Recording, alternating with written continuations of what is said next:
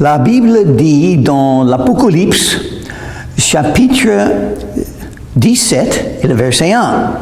Puis, un des 7 anges qui tenait les 7 coupes vint et m'adressa la parole en disant, viens, et je te montrerai le jugement de la grande prostituée qui est assise sur les grands eaux. Ah, le jugement, oui. On se trouve maintenant, le dernier livre de la Bible, Apocalypse, ça parle du jugement. Le jugement vient. Une raison pour venir à Jésus et croire en lui, le jugement vient. Vous serez jugés. Il ne faut pas être jugé sans un sauveur. Ça ne marchera pas. Et ça ne marchera pas pour le monde entier. Le monde sera jugé. Et qu'est-ce que c'est la prostituée? La prostituée dans la Bible symbolise la fausse religion. Il y a une religion qui est fausse. Dieu ne l'aime pas. Il n'y a qu'une religion qui est vraie, adorer Jésus. Toute autre chose est fausse. C'est un commandement de croire en Jésus. Ne pas croire, c'est une rébellion contre Dieu et sa volonté et son message. Dieu vous aime, mais il faut venir à Jésus pour entrer dans l'amour de Dieu. Sinon, vous allez rejeter l'amour de Dieu, la miséricorde de Dieu, la grâce de Dieu, et vous allez recevoir le jugement parce que Dieu vous a donné un choix. Ce n'est pas Dieu qui vous juge dans un sens, c'est vous qui vous jugez. Le jugement de la grande prostituée, la fausse religion, qui se trouve dans une ville, qui est assise sur des grandes eaux. Les grandes eaux, ça symbolise les gens de la terre. Tout le monde sera séduit, sauf quelques-uns qui croient en Jésus. Tout le monde sera séduit. Tout le monde va recevoir l'Antéchrist, adorer l'Antéchrist, et ça sera la fausse religion qui est pire que jamais. Quand le monde adore l'Antéchrist. Parce qu'on a déjà vu, l'Antéchrist entre dans le temple en Jérusalem au milieu des 7 ans de la grande tribulation, et l'Antéchrist se déclare Dieu et demande d'être adoré. Ça, c'est la fausse religion. C'est ça qui sera détruit. C'est cette religion, adorer l'Antéchrist. C'est pas une autre religion. Il y a des gens qui ont mal compris les versets comme ça. Ils ont dit, oh, c'est l'Église catholique. Non, c'est pas l'Église catholique à mon avis. L'Église catholique n'est pas fausse. Parce qu'ils enseignent ce qui est vrai en ce qui concerne Jésus. Jésus est né de la Vierge. Jésus est mort sur la croix pour nos péchés. Jésus est ressuscité des morts. Jésus pardonne des péchés. Jésus exauce les prières. Jésus est vivant. Vous pouvez le connaître. Tout ça, vous pouvez trouver dans les enseignements de l'Église catholique. Non, personne n'est parfait.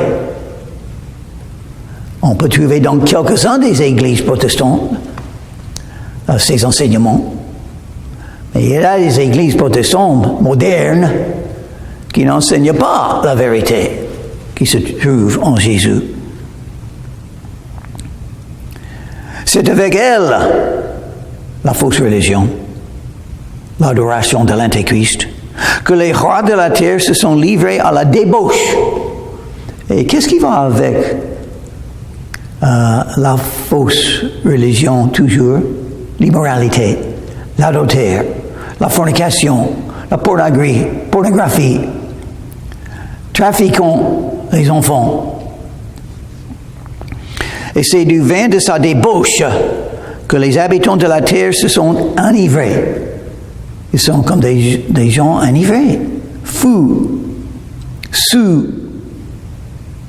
sans intelligence. Donc, il n'y aura aucune raison pour adorer l'Antéchrist et recevoir la marque de la bête, le 666 sur le front et sur la main. C'est horrible, ça arrivera, mais ça arrivera. Et Dieu n'aime pas les choses comme ça, bien entendu. Il est le juge, il verra tout ce qui se passera sur la terre. Il aura un jugement. Il me transporta en esprit dans un désert. Et je vis une femme assise sur une bête écarlate. La fausse religion et l'Antéchrist. Pleine de noms de blasphème, ayant 7 têtes et 10 cornes. Cette femme était vêtue de pourpre et d'écarlate, et parée d'or, de pierres précieuses et de perles. Et elle tenait dans sa main une coupe d'or, remplie d'abominations et des impuretés de sa prostitution. Parce que les gens doivent aimer Dieu, comme un mariage. Quand on vient à Jésus pour croire en lui, c'est comme un mariage. On est un avec Jésus et avec Dieu. Le mariage doit symboliser ce qui se passe dans le cœur d'un croyant quand on vient à Jésus pour croire en lui. C'est le mariage. Mais c'est la prostitution. C'est une abomination quand quelqu'un vient à la fausse religion et se joint à ça. Sur son front était écrit un nom, un mystère, Babylone la Grande, la mère des prostituées et des abominations de la terre. Babylone se trouve 3 fois dans la Bible. Au début, dans le livre de Genèse, le premier livre de la Bible, Babylone est là, établi par Nimrod, celui qui voulait dominer les gens. Ça, c'est le problème. Au lieu de donner la liberté aux gens, Babylone veut dire faire esclave des gens du monde, attraper les gens, ôter la liberté. C'est la fausse religion. Ils ont établi le tour pour monter au ciel, la religion des hommes, par leurs propres efforts d'atteindre Dieu. Toute la fausse religion du monde est la même chose. Ils sont tous les mêmes, disons, basés sur les œuvres des hommes.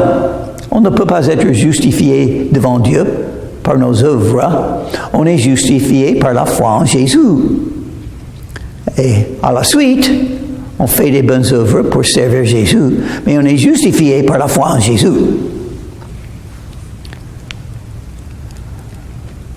La prostitution, parce que on est vendu. On pense que les richesses sont les bénédictions de Dieu. Souvent, c'est le contraire.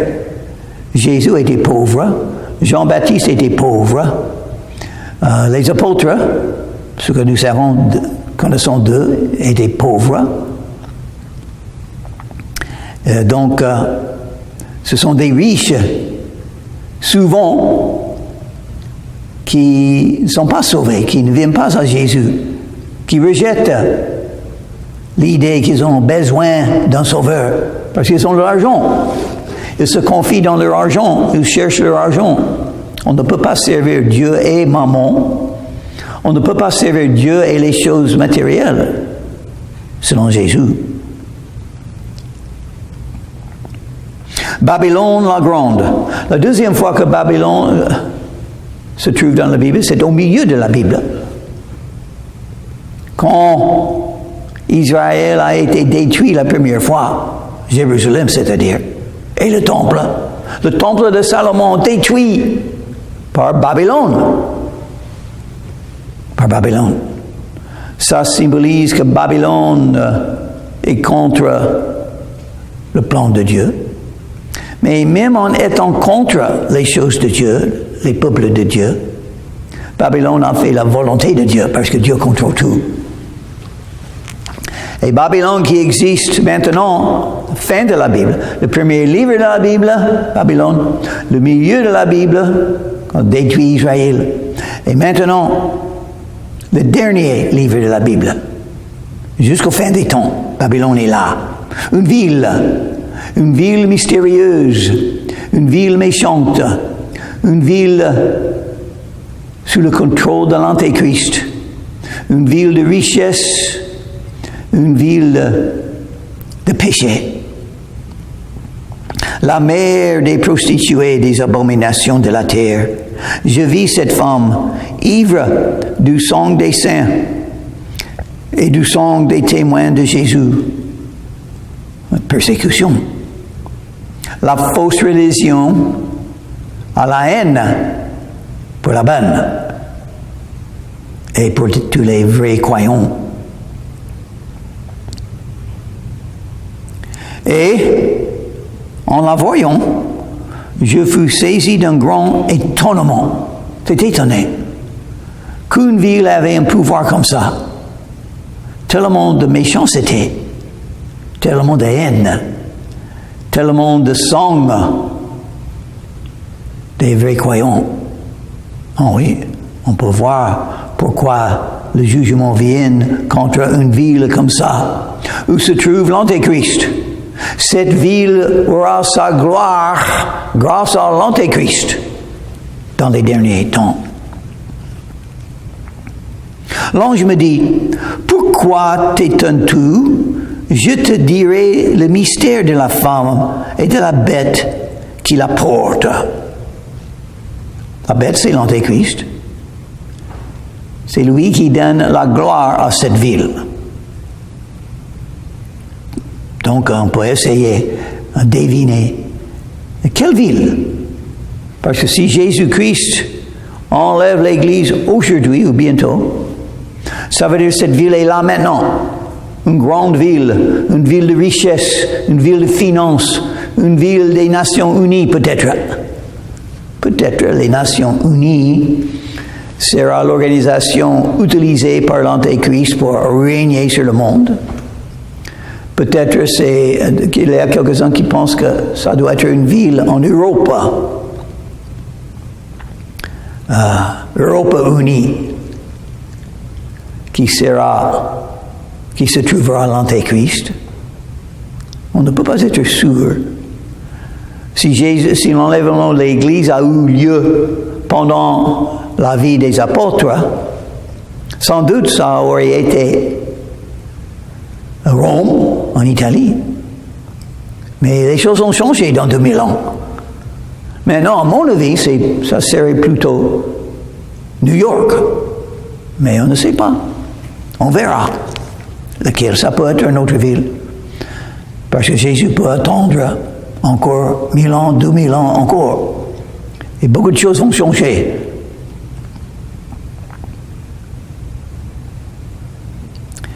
Je te dirai le mystère de la femme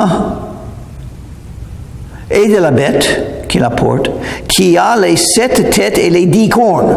Et nous savons les 7 têtes et les 10 cornes symbolisent les pays et les chefs des pays. 7 pays, un groupe de 7 pays, un autre groupe de 10 pays vont donner le pouvoir à l'Antéchrist. La bête que tu as vue était, et elle n'est plus. Elle doit monter de l'abîme et aller à la perdition. Et les habitants de la terre, ceux dont le nom n'a pas été écrit dès la fondation du monde dans le livre de vie, s'étonneront en voyant la bête parce qu'elle était et qu'elle n'est plus et qu'elle reparaîtra. Donc évidemment, l'Antéchrist est blessé et peut-être même tué, mais il reviendra et le monde sera étonné. Il reviendra par son image. Intéressant, maintenant que nous avons les ordinateurs, nous avons les vidéos, nous avons la télé, on peut mettre une image sur la télé Et tout le monde penserait que c'est vrai.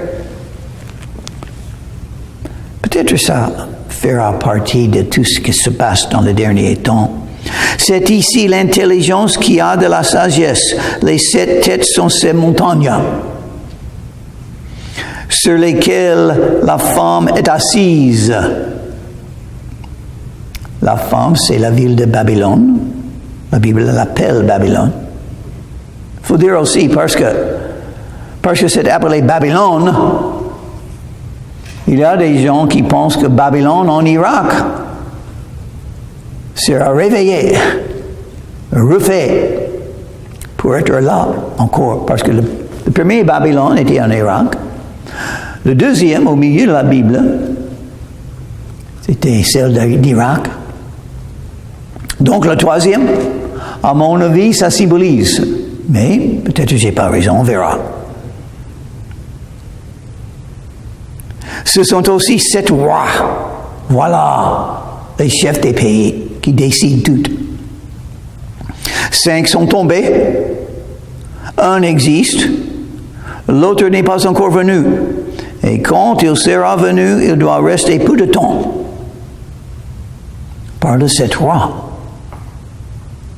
Tous qui donnent le pouvoir à la prostituée, la fausse religion. Et ça se passe toujours dans le monde. Les rois de la terre, normalement, sont unis avec la fausse religion, pas avec la vraie. Combien de chefs de la terre parlent de Jésus comme un croyant? Combien? Combien de chefs de la terre, des chefs des pays de la terre, prient Dieu? C'est très rare. Parole de la Bible comme un croyant. Ça n'existe pas. Ce sont des non-croyants, à mon avis. Parce qu'il faut être né de nouveau, une expérience spirituelle pour rencontrer Jésus-Christ.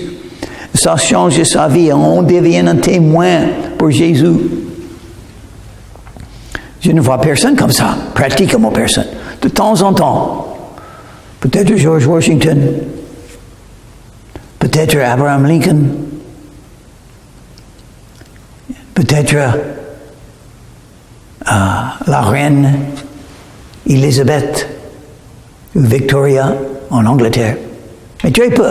C'est pas souvent. Et maintenant dans le monde, ça serait difficile. El Salvador peut-être, le chef d'El Salvador, le nouveau chef d'El Salvador peut-être. Et donc ça sera la même chose au fin des temps. Les 7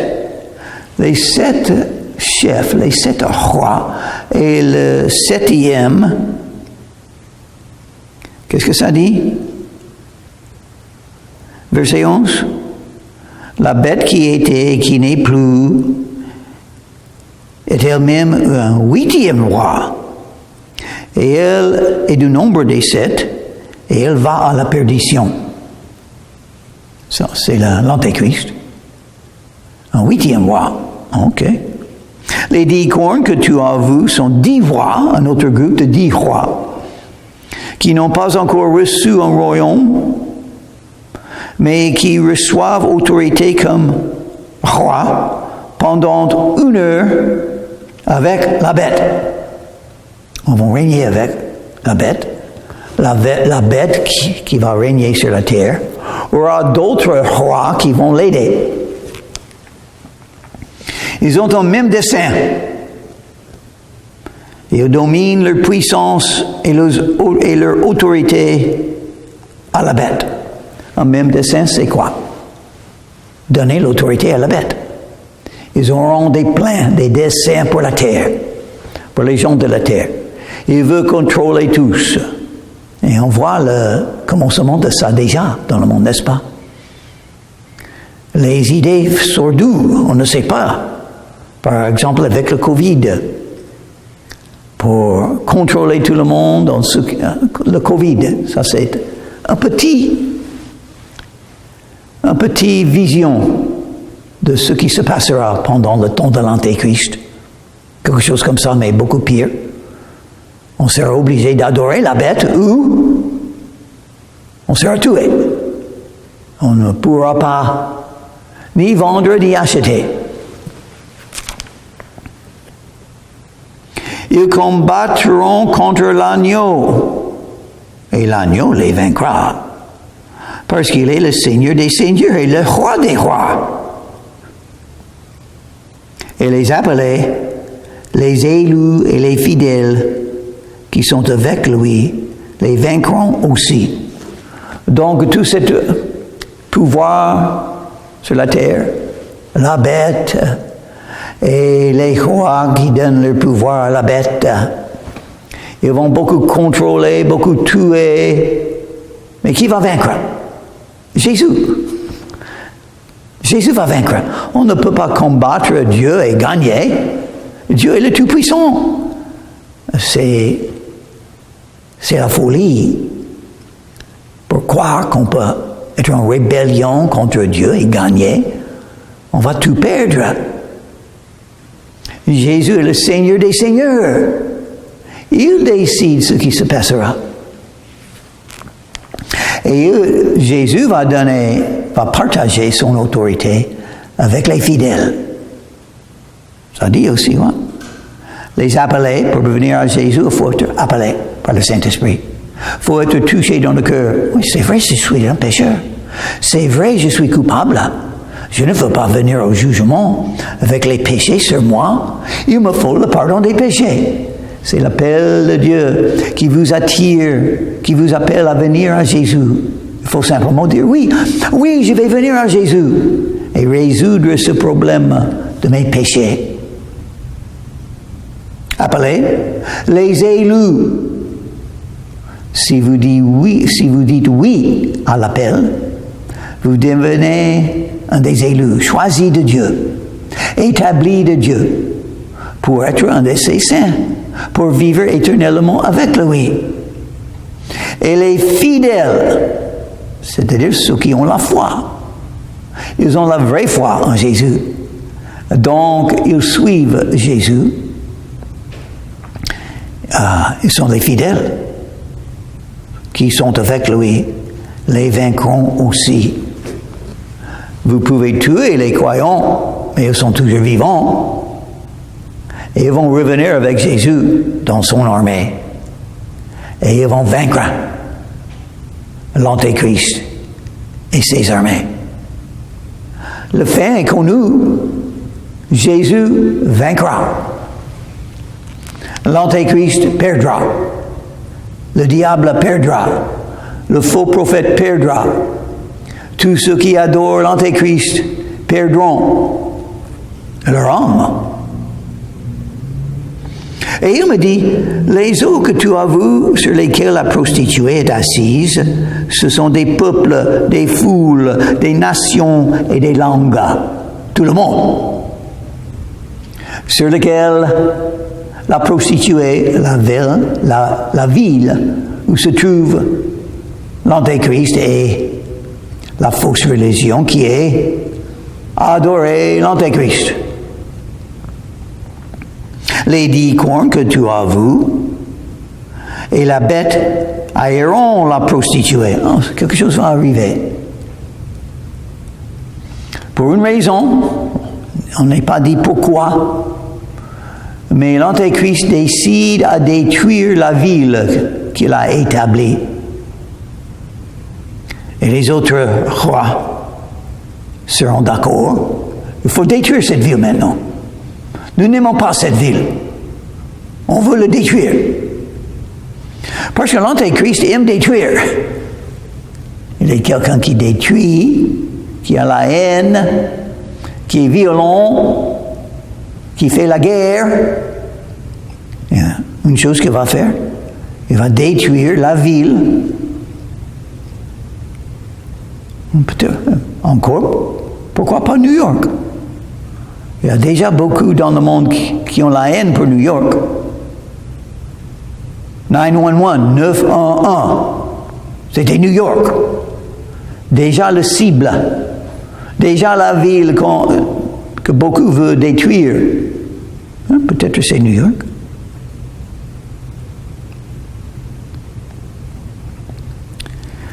la dépouilleront et la mettront en nu. Ils mangeront ses chairs et la consumeront par le feu. Donc je pense, et on va lire d'autres choses, cette ville sera détruite par les bombes atomiques. Peut-être. Car Dieu a mis dans leur cœur d'exécuter son dessein. Voilà. Dieu décide toutes choses. Il contrôle tout. Dieu mit dans le cœur des méchants ce qu'ils vont faire pour accomplir la volonté de Dieu. Il ne faut pas oublier.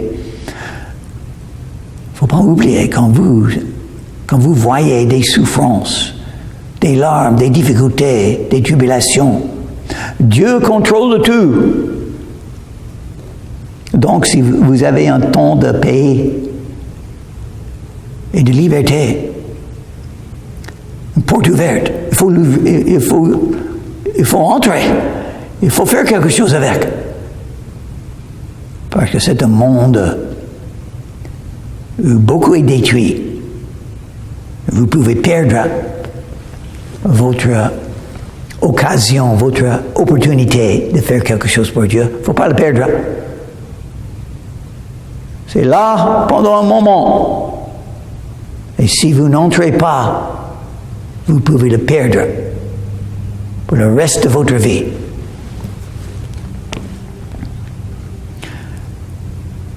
Car Dieu a mis dans leur cœur d'exécuter son dessein. Dieu agit. Il a un dessein pour le monde. Et maintenant, on est en train de lire le livre d'Apocalypse. Qu'est-ce qui va arriver à la fin du monde? Voilà. Et de donner la royauté à la bête jusqu'à ce que les paroles de Dieu soient accomplies. Dieu décide.